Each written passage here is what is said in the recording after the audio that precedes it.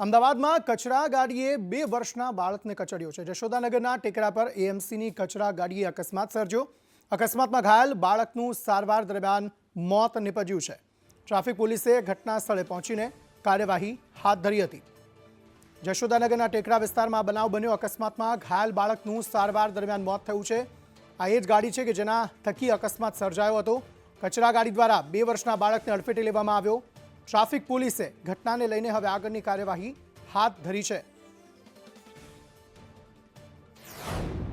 અમારે અમને ખાવા બેને પહેલા ખવડાવીને પછી અમે બધા ખાઈએ છીએ અને તો ખાવા લઈ પિંકી ખાવા તો બાંગા બોલાય તે એટલે બાકો કે કીધું કે બેને એક્સિડન્ટ થયો કે આ તો માર્યો નહીં કે નક્સના પરિવારમાં ભાઈ બહેન છે ને બે ભાઈઓ હતા।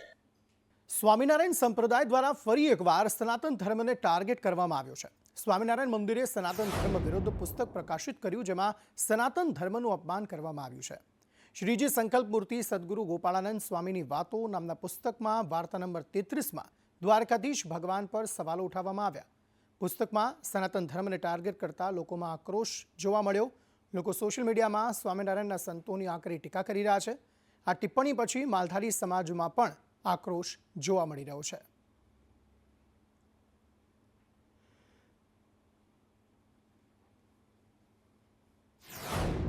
स्वामीनारायण संप्रदाय वालों का अभी तक कभी भी सनातन धर्मावलंबियों ने ऐसा कोई काम नहीं किया कि उनके संप्रदाय पर कोई आक्षेप होता हो, लेकिन उन लोगों के द्वारा बार बार ऐसा किया जा रहा है और यह घटनाएं 4-5 साल से ही अधिक प्रारंभ हुई हैं कि महादेव जी को स्वामीनारायण जी महाराज ने पटक दिया। हनुमान जी उनके दास हैं, हनुमान जी ने उनको भोजन कराया। भगवान का प्रसाद प्राप्त करना ये साधु संत महापुरुषों का सौभाग्य है। द्वारकाधीशे गोवर्धन छोड़ू, गाय छोड़ी, गोपी छोड़ी અને માતા દેવકી 12 વર્ષ જેલમાં રહ્યા અને 12 વર્ષ જેલમાં રહ્યા પછી અષ્ટપુત્રનો જન્મ થયો અને અષ્ટપુત્રના જન્મ પછી દ્વારકાધીશ ગોકુળ વૃંદાવન વ્રજ મથુરા છોડી અને દ્વારકામાં આવ્યા। દ્વારકાધીશ બન્યા, રાજા બન્યા। અધર્મની ખિલાફ કેમ ધર્મની સ્થાપના કરવી એ યુતિ નીતિ રણનીતિ અને રાજનીતિ એ દ્વારકામાં રચાણી। વડતાલની વાત નથી। વડતાલ જાઓ તમે, નારાયણના દર્શન કરો તમે, કોઈ આપણે એનો પ્રશ્ન નથી, કોઈ સવાલ નથી, પરંતુ તમે તીર્થને તીર્થની જેમ કરવા લોકો આવે છે। હજારો માણસો, લાખો કરોડો માણસો જે ભગવાન દ્વારકાધીશના દર્શન આદિકાળથી કરે છે અને તમે એને એવું ગાઈડ કરો છો કે દ્વારકામાં દ્વારકાધીશ નથી। તરફ જૂનાગઢમાં ગુરુ શિષ્યના સંબંધોને લાંછન રૂપ કિસ્સો સામે આવ્યો। ભેસાણની સરકારી વિનયન કોલેજમાં લંપટ પ્રોફેસરે દીકરી સમાન વિદ્યાર્થીની પર પોતાની કુદ્રષ્ટિ નાખી હતી અને વિદ્યાર્થીનીને બીભત્સ મેસેજ કરીને અઘટિત માંગ કરી હતી। જોકે વિદ્યાર્થીનીએ ઇનકાર કરતા લંપટ પ્રોફેસરે ગરિમાના સીમાડા તોડતા ઇન્ટરનલ માર્ક્સ ઓછા આપવા અને પરીક્ષામાં નાપાસ કરવાની ધમકી પણ આપી હતી। અંતે વિદ્યાર્થીનીએ સચિન પીઠડિયા નામના પ્રોફેસર સામે પ્રિન્સિપલને ફરિયાદ કરતા સમગ્ર મામલો પ્રકાશમાં આવ્યો હતો। આ ઘટનાને લઈ વિદ્યાર્થીનીના ફરિયાદ અને પ્રોફેસર સામે કોલેજે કમિટીની રચના કરી છે। આ સમગ્ર મામલે સમાધાન થયું હોવાનું પ્રોફેસરે રટણ કર્યું હતું। આ ઉપરાંત વિદ્યાર્થીનીને પોલીસ ફરિયાદ પણ કરી છે। શુક્રવારે 28 તારીખે ફેબ્રુઆરી મહિનો હતો અને એ દિવસે છોકરાઓ આવ્યા અને મારી જોડે પ્રશ્નો કરી કે સાહેબ અમારા માર્ક કાપી લે છે અને હાજર હાજરી અમારી પૂરતા નથી। આવા બધા પહેલાં કર્યા ને અમને મેસેજ આવે છે તો મેં કીધું આપણે। તરફ ભરૂચમાં યુવક યુવતી ભાગી જતા મકાનોમાં તોડફોડ કરવામાં આવી। જંબુસરમાં યુવતીના પક્ષવાળાઓએ આ તોડફોડ કરી હતી। કારેલી ગામે 7 મકાનોમાં અન્ય જૂથે તોડફોડ કરી છે। ઝઘડામાં અન્ય જૂથના લોકોએ મકાન તોડી પાડ્યા। બીજા જૂથના 7 મકાનોમાં તોડફોડ કરાઈ। યુવક યુવતીને લઈ ભાગી જતા મામલો બીચક્યો હતો। 4 મહિના પહેલાં એક અમારા ભત્રીજાએ એક બનાવ બનાવે છે કે એ અમોને પણ અંજાન તરીકે જાણ નથી। આવી રીતની ઘટના બની છે। એના વિરુદ્ધના સંસદની અંદર આ લોકોએ અમારું મકાનનું તોડફોડ જાજરા બાદ વડોદરાના અમિત ગુપ્તાની કતરમાં ધરપકડ કરી લેવામાં આવી છે. પીડિત પરિવારે સાંસદ સાથે આ મામલે મુલાકાત કરી સાંસદ હિમાંગ જોશીને પોતાની આપવીતી જણાવી હતી. પુત્રને મળવા માટે પરિવાર તરસી રહ્યો છે ત્યારે સાંસદ ડૉક્ટર હિમાંગ જોશીએ કહ્યું આ બાબતે ટેલિફોનિક વાતચીત કરી છે. વિષયને ખૂબ ગંભીરતાથી લઈ રહ્યા છીએ. કતર એમ્બેસી સાથે પણ હું વાત કરીશ. વિદેશ મંત્રાલય સાથે પણ ચર્ચા કરીશું. કતારના એમ્બેસીનો જે દિલ્હી ખાતે સ્થિત છે તેમનો સંપર્ક થાય અને આ બાબતે એમના માતા પિતાનો જે અધિકાર છે કે સ્પષ્ટીકરણ મળે કે કયા કારણોસર આવું થઈ રહ્યું છે અને આગળ હવે શું એનો રોડમેપ છે, આ બાબતની રજૂઆત સ્ટ્રોંગલી મારા દ્વારા કરવામાં આવશે. નિશ્ચિતપણે કોઈનું પણ દીકરો હોય અને તેઓને કોઈ પણ કારણ વગર આટલી યાતના ભોગવવી પડતી હોય અને એ પણ દેશથી દૂર વિદેશમાં જ્યારે આ પ્રકારની પરિસ્થિતિ નિર્માણ થતું હોય ત્યારે માતા પિતાની ચિંતા એ સાર્થક છે. આ તરફ સોમનાથમાં રામ મંદિર સામે જે ગેરકાયદે દબાણો હતા તેને દૂર કરવામાં આવ્યા. 30થી વધુ ગેરકાયદે રહેણાંક મકાન તોડી પડાયા છે. સોમનાથ ટ્રસ્ટ અને દબાણકારો વચ્ચે વિવાદ ચાલી રહ્યો હતો. કોર્ટે સોમનાથ ટ્રસ્ટની તરફેણમાં હુકમ કર્યો હતો ત્યારે કોર્ટ કમિશનરની હાજરીમાં આ દબાણો દૂર કરવામાં આવ્યા છે. અમદાવાદ કોર્ટના આદેશથી આજે જે મંદિરની જે જગ્યા છે રુદ્રેશ્વર મહાદેવ અને એની આસપાસના ઘરો ટોટલ 40 જેટલા ફેમિલી છે એ તમામને જે મૂળ માલિક છે એની સોંપવાની પ્રક્રિયા અત્યારે ચાલુ છે. કોર્ટ દ્વારા કમિશન નિમવામાં આવ્યું છે અને કમિશનની હાજરીમાં પોલીસ સાથે રહી અને આ કાર્યવાહી અત્યારે ચાલુ છે. વાત ભાવનગરની. ભાવનગરમાં 5 દિવસમાં 766 દબાણો દૂર કરવામાં આવ્યા છે. ગઢેચી શુદ્ધિકરણ પ્રોજેક્ટમાં આ દબાણો અડચણરૂપ હતા એટલે 5 દિવસમાં 766 દબાણો પર બુલડોઝર ફરી વળ્યું છે. 4100 મીટર દબાણો હટાવી જગ્યા ખુલ્લી કરાઈ છે. પ્રોજેક્ટ માટે 95%થી વધુ વિસ્તાર ખુલ્લો કરાયો. આગામી દિવસોમાં કેનાલનું ખોદકામ શરૂ કરવામાં આવશે.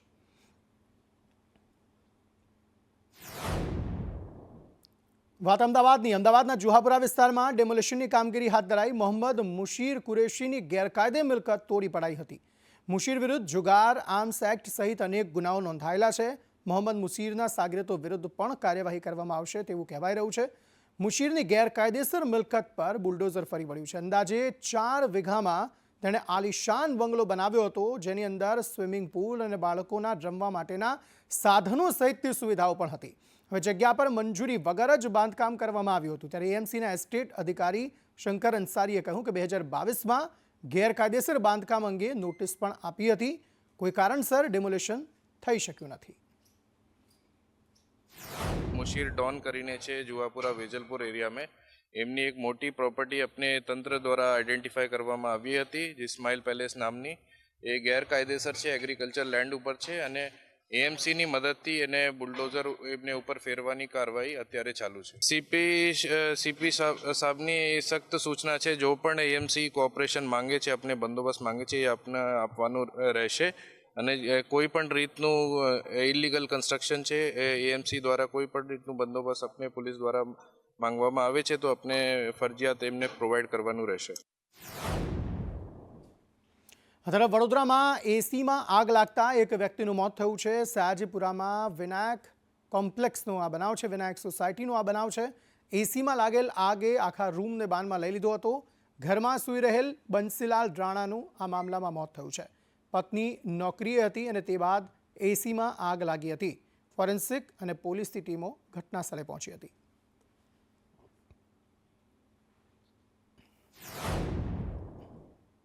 તો દાદાના બુલડોઝરની કાર્યવાહીને લઈને પૂર્વ મુખ્યમંત્રી વિજય રૂપાણીએ તેના વખાણ કર્યા. અસામાજિક તત્વોની હિંમત તૂટવી જોઈએ તેવું રૂપાણીએ કહ્યું છે. હિંમત તોડવા બુલડોઝર ફેરવાય એ જરૂરી પ્રક્રિયા છે. વિરોધ પક્ષે અસામાજિક તત્વોને ઉછેર્યા છે. ભાજપ એન્ટી મુસ્લિમ નથી, અમે પ્રો હિન્દુ છીએ. વિરોધ પક્ષે જ આ બધા લોકોને ઉછેર્યા છે. વિરોધ પક્ષે જ આ બધા લોકોને દૂધ પાયા છે અને એને જ કારણે આ બધા લોકો આજે અસામાજિક તત્વો તરીકે પ્રસ્થાપિત થયા છે. આ ગુંડાઓ અને એમની દાદાગીરી જે છે એના લીધે થઈને આજે ગુજરાતની અંદર રાતની વાત તો છોડી દો પણ દિવસે પણ કુટુંબ, મહિલાઓ, દીકરીઓ, બહેનો અને દીકરાઓને જવું ભારે થઈ પડ્યું છે.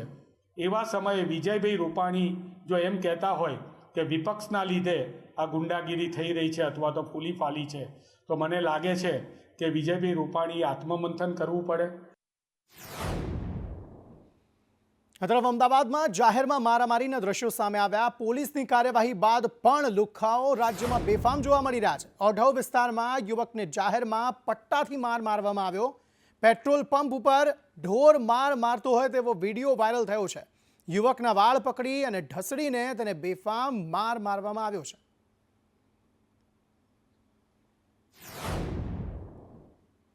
મોરબીના હળવદમાં દબાણ હટાવવાની કામગીરી કરવામાં આવી. ચરાડવા ગામે અસામાજિક તત્વોનું મકાન તોડી પડાયું. કેટી મિલ પાસે સરકારી જમીનમાં બાંધકામ કરાયું હતું. હળવદ પોલીસે બુલડોઝર ફેરવીને આ દબાણ હટાવ્યું છે. સદામ ગુલ મોહમ્મદ ભટ્ટી, અમીન કજેડિયાનું મકાન તોડી પડાયું. રાણેકપર, માથક અને ચરાડવા સહિતના ગામોમાં આ કાર્યવાહી કરવામાં આવી. તો બીજી તરફ મોરબીમાં હાઈવે ટચ આશરે 10 વીઘા જમીન બોગસ દસ્તાવેજો બનાવી કૌભાંડ આચરવામાં આવ્યું હોવાના આક્ષેપ છે, જેની ફરિયાદ બાદ પણ કાર્યવાહી નહીં થયાનો આક્ષેપ અરજદારે કર્યો છે. મોરબીમાં બોગસ દસ્તાવેજોના આધારે કરોડોની જમીન પચાવી પાડવાનો કૌભાંડની ફરિયાદ પોલીસ સ્ટેશનમાં ભીમજીભાઈએ નોંધાવી હતી. બોગસ સરકારી રેકોર્ડ મુજબ પિતાના અવસાનના 48 વર્ષ બાદ વારસદાર દીકરી સહિત 2 સામે એ ડિવિઝન પોલીસ સ્ટેશનમાં ફરિયાદ નોંધાયેલી છે. જોકે હવે આ દીકરી પોલીસે શોધવા છતાં પણ મળતી નથી, જેથી કરીને પોલીસની કામગીરીથી અસંતોષ હોવાનો ફરિયાદીએ આક્ષેપ કર્યો અને પોલીસની ઢીલી નીતિને કારણે ફરિયાદીએ અધિકારીથી લઈ મુખ્યમંત્રી, ગૃહમંત્રી અને રાજ્ય પોલીસ વડા સુધી રજૂઆતો કરી છે.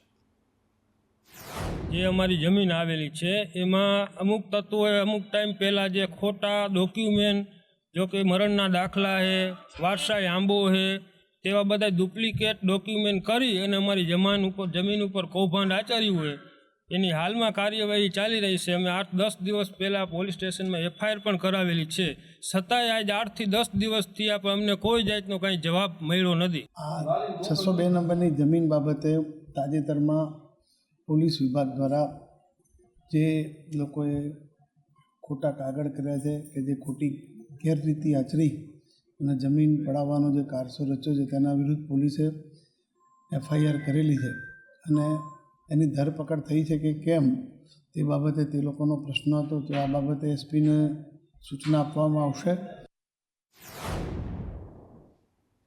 બીઝેડ કૌભાંડમાં CIDએ પુરવણી ચાર્જશીટ ફાઇલ કરી છે. ભૂપેન્દ્ર ઝાલા સહિત 6 આરોપી સામે પુરવણી ચાર્જશીટ ફાઇલ કરાઈ. બીઝેડમાં કૌભાંડનો આંકડો 178 કરોડથી વધુનો સામે આવ્યો છે. CIDએ 23,000થી વધુ પાનાની ચાર્જશીટ ફાઇલ કરી છે. ગ્રામ્ય સેશન્સ કોર્ટ સમક્ષ ચાર્જશીટ ફાઇલ કરાઈ. પાઠ્યપુસ્તક મંડળની નફાખોરી પર કોંગ્રેસે પ્રહાર કર્યા. કોંગ્રેસ પ્રવક્તા હેમાંગ બ્રાવલે કહ્યું, મંડળ મોંઘા ભાવે પુસ્તકો વેચીને નફો રડે છે. વિદ્યાર્થીઓનું રિઝલ્ટ ન બગડે માટે ચેપ્ટર ઘટાડ્યા. જૂના પુસ્તકોમાં પેજ વધારે, નવામાં ઓછા છતાં ભાવ સરખો જ છે. 107ના બદલે 53.50ના ભાવે પેપર ખરીદાયા. કાગળ અડધા ભાવે ખરીદ્યા છતાં ભાવ ઘટાડ્યા નથી. પુસ્તકોની કિંમતમાં 50% ઘટાડો થવો જોઈએ તેવી તેમણે માંગ કરી. એટલા બધા ચેપ્ટર ઘટાડી દીધા જેના લીધે થઈને એ વિદ્યાર્થીઓને ભણવાનું આસાન થાય અને ભારતીય જનતા પાર્ટીના શાસનમાં ઓરડા ખૂટતા હોય, શિક્ષકો ઓછા હોય અને શિક્ષણની કોઈ પોલ ખુલી શકે નહીં. સાથે સાથે 2023ની અંદર આપની સમક્ષ આ જ પ્રમાણે પાઠ્યપુસ્તક મંડળનો એક મોટો ભ્રષ્ટાચાર ઉજાગર કર્યો હતો અમે લોકોએ, કે જેની અંદર 108 રૂપિયા કિલોના ભાવે પેપર 2023માં ખરીદવા માટે ટેન્ડર નક્કી કરવામાં આવ્યું. 107 અને 108 રૂપિયાના ભાવે ટેન્ડર નક્કી કરવામાં આવ્યું. એ જ વખતે એ જ સમયે બીજી પાર્ટી એ 87 રૂપિયા આપવા માટે તૈયાર હતી. અમે આ વાતને ઉજાગર કરી અને એ એજન્સી હાઈકોર્ટમાં પણ ગઈ, છતાં પણ 107 રૂપિયે પેપર જે છે એ ખરીદવામાં આવ્યા. આ તરફ અમરેલીમાં ભાજપ નેતાએ જ પાલિકાની પોલ ખોલી નાખી. સાવરકુંડલા નગરપાલિકાના મહિલા સદસ્યએ ગંભીર આક્ષેપ કર્યા. મહિલા સદસ્યના વિસ્તારમાં કામ ન થતા હોવાના તેમણે આક્ષેપ કર્યા. મેઘા ગઢિયાએ ચીફ ઓફિસ પાલિકા પ્રમુખને ખખડાવ્યા હતા. કોન્ટ્રાક્ટરોને પાણી પાલિકા પૂરું પાડતી હોવાનો આક્ષેપ કરાયો. રોડ બનાવવા પાલિકાએ 4000 ટેન્કર પાણી આપ્યાનો પણ આક્ષેપ કર્યો છે. આરોગ્ય કર્મચારીઓની હડતાલ યથાવત જોવા મળી રહી છે. ગાંધીનગરના સત્યાગ્રહ છાવણી ખાતે દેખાવો કરવામાં આવ્યા. આ ચોક્કસ મુદ્દતની હડતાલનો આજે 3જો દિવસ છે. મોટી સંખ્યામાં આરોગ્ય કર્મચારીઓ એકઠા થયા હતા. તમામ કર્મચારીનો જેમાં ગુજરાત મહાસંઘનો આદેશ અનુસાર અમે લોકો 17 તારીખથી આ ચોક્કસની મુદ્દતમાં જોડાયેલા છે. અમારી મુખ્ય માગણી છે કે અમારા તમામ કર્મચારીઓ ટેકનિકલ પગાર ધોરણ આપવું જોઈએ અને અમારી જે પરીક્ષા ખાતાકીય પરીક્ષા છે એની અમારે દૂર કરવી જોઈએ. અને જ્યાં સુધી અમને અમારો હક નહીં મળે ત્યાં સુધી અમારે ગુજરાત કર્મચારી આરોગ્ય મહાસંઘ અડીખામાં રહેશે અને જ્યાં સુધી અમારો ઠરાવ નહીં થાય ત્યાં સુધી અમારું સમાધાન પણ નહીં થાય.